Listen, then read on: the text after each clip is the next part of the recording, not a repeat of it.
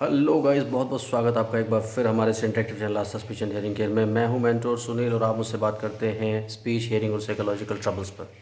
तो दोस्तों, आजकल जो टॉपिक चल रहा है वो टॉपिक चल रहा है ऑटिज़म, एडीएचडी और बच्चों का देर से बोलना इन मैटर्स पर, इन इश्यूज़ पर। हम पहले से भी डिस्कस कर चुके हैं काफ़ी सारी चीज़ें। आज जो डिस्कशन के लिए मेन चीज़ें हैं वो ये है कि कुछ डाइटरी सप्लीमेंट्स एडीएचडी या ऑटिस्टिक बच्चों को दिए जा सकते हैं, नहीं दिए जा सकते। नाम नहीं बता पाऊँगा कॉपीराइट की वजह से। आप में से कई लोग कमेंट सेक्शन में डालते रहते हैं, कुछ व्हाट्सएप पे फ़ोटोग्राफ भेजते रहते हैं कुछ मेडिसिन्स की या कुछ डाइटरी सप्लीमेंट्स की, और मुझसे पूछते रहते हैं अक्सर कि क्या ये दे सकते या नहीं दे सकते। सो माय डियर फ्रेंड्स, मैं अपने वीडियोज़ में कई बार ये बात पहले भी बोल चुका हूँ कि डाइट या फिर मेडिसिन्स का कोई भी इसमें रोल नहीं है। पॉजिटिविटी या नेगेटिविटी के बारे में कमेंट नहीं किया जा सकता। क्यों? क्योंकि it is a behaviour, pure behaviour disorder, speech communication disorder. Disorders जितने भी होते हैं, डिज़ॉर्डर्स का कोई लेना देना नहीं होता किसी मेडिसिन या किसी डाइट से। यस, जो डिजीज़ होती हैं उनके लिए कोई पैथोजन या जैसे जैसे कोई बैक्टीरिया, कोई वायरस, कोई प्रोटोजोआ, कोई ऐसा पैथोजन होता है जो रिस्पॉन्सिबल होता है इस पर्टिकुलर प्रॉब्लम के लिए। अगर आप पैथोलॉजी की बात करें, पैथोलॉजी के बाद आपको डाइटरी प्लान्स दिए जाते हैं कि आपको डायरिया हुआ है तो आपको ये डाइट्स लेना चाहिए, आपको डायबिटीज़ हुआ तो ये डाइट्स लेना चाहिए, आपको आपको और कुछ इंटेस्टाइन की प्रॉब्लम हो गई तो ये सब कुछ लेना चाहिए।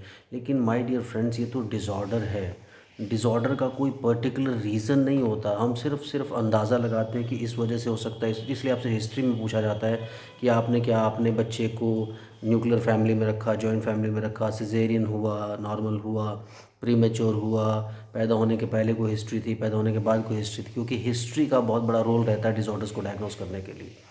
तो डिजीज़ के लिए कोई डाइट हो सकती है, एक्सरसाइज हो सकती है। डिज़ॉर्डर्स, ये सारे जितनी भी स्पीच हियरिंग और साइकोलॉजिकल डिज़ॉर्डर्स की बात कर रहे हैं, इनसे कोई मेडिसिन्स का लेना देना नहीं है। अगर आप कोई medicine attention deficit hyper activity disorder में, ऑटिज़म में देते हैं, मान लीजिए आप हाइपर एक्टिविटी सप्रेस करने के लिए कोई साइकाट्रिक मेडिसिन दे रहे हैं, तो मान के चलिए कि वो सिर्फ़ और सिर्फ आपको एक वक्ती, यानी कि आपको एक मोमेंट्री रिलीफ दे रहा है। यानी आप 2 घंटा, 4 घंटा, 6 घंटे के लिए कंफर्टेबल हो जाएंगे। उसके बाद आपको फिर से वो मेडिसिन लेनी पड़ेगी और ग्रेजुअली आपका बच्चा उसके लिए एडिक्टेड हो जाएगा।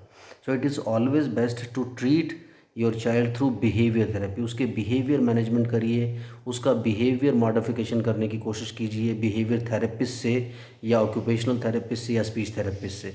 आप उस बच्चे के लिए कोई मेडिसिन लगाएंगे तो मेडिसिन फिर लाइफ टाइम देते रहिए। मेडिसिन मैं सजेस्ट नहीं करूँगा, कोई डाइटरी सप्लीमेंट मेरी तरफ से कोई सजेस्टेबल नहीं है, कि कोई डाइट मॉडिफिकेशन मेरी तरफ से सजेस्टेबल नहीं है। आपकी अपनी मर्ज़ी, आप क्या करना चाहते हैं, मैंने आपको कई बार ये चीज़ बताई है। प्लीज़ प्लीज़ प्लीज़ बार बार ये बात ना पूछें, because it is a disorder. Disorder का कोई लेना देना नहीं है किसी भी डाइट या किसी भी मेडिसिन से। ओके। दूसरी बात, आप जब बात करते हैं, आप कहते हैं कि बच्चा जो है उसको प्रॉब्लम आ रहा है, टॉयलेट ट्रेन नहीं हो रहा, टॉयलेट के लिए नहीं बताता, खाने के लिए नहीं बताता, बस ये सब चीज़ें आती हैं। क्यों? बिकॉज़ सबसे बड़ी जो प्रॉब्लम है वो ये है फोकस और अटेंशन की। जब बच्चे को मैं अपनी बॉडी में क्या चल रहा है उस पर फोकस करूँगा, अभी मेरे पेट में ये प्रॉब्लम हो रही है, या मेरी लेग में पेन हो रहा है, ये प्रॉब्लम, मेरे हेड में पेन हो रहा है, ये प्रॉब्लम हो रही है, आई सेंस। तो मैं फोकस करूँगा तभी सेंस करूँगा। जब मैं फोकस ही नहीं कर रहा हूँ तो मैं सेंस कैसे करूँगा? तो अगर वो टॉयलेट के लिए नहीं बता रहे हैं 4 साल, 5 साल, 6 साल का हो के भी, क्योंकि आपने उसका फोकस और अटेंशन का, उसका attention deficit hyper activity disorder का ट्रीटमेंट नहीं किया, तो पहले वो ट्रीटमेंट कीजिए ताकि फोकस इंप्रूव हो। फोकस को इंप्रूव करने के लिए ट्रीटमेंट इंपॉर्टेंट है। पहले बिहेवियर मॉडिफिकेशन होना चाहिए, फोकस इंप्रूव होना चाहिए, ऑटोमेटिकली ये सारी बातें आ जाती हैं। तो इस चीज़ का ध्यान रखिए। और भी आपके कुछ क्वेश्चंस होते हैं, हमेशा आप कमेंट सेक्शन में डालते रहिए। और ये जो आपके कमेंट सेक्शन के जो कमेंट्स होते हैं, उन्हीं के बेसिस पे वीडियोस बनते हैं। चैनल को जल्दी से सब्सक्राइब कर लीजिए, लाइक कीजिए, शेयर कीजिए, दोस्तों में फैला दीजिए। और अगर आप मुझसे कंसल्ट करना चाहते हैं, मेरा नंबर है 8168790299, 8168790299। ये इंडियन नंबर है। इंडिया के बाहर से आप कॉल करते हैं तो इंडिया का ISD कोड ज़रूर लगा लें। इंडियन कंसल्टेशन 1000 है। इंडिया के बाहर से अगर कंसल्ट करना चाहते हैं तो 2000 रुपीज़ अकाउंट में ट्रांसफ़र करने पड़ेंगे। That way you can consult me. आज के लिए इतना ही, और चैनल को देखते रहिए, जल्दी से सब्सक्राइब कर लीजिए। Bye bye.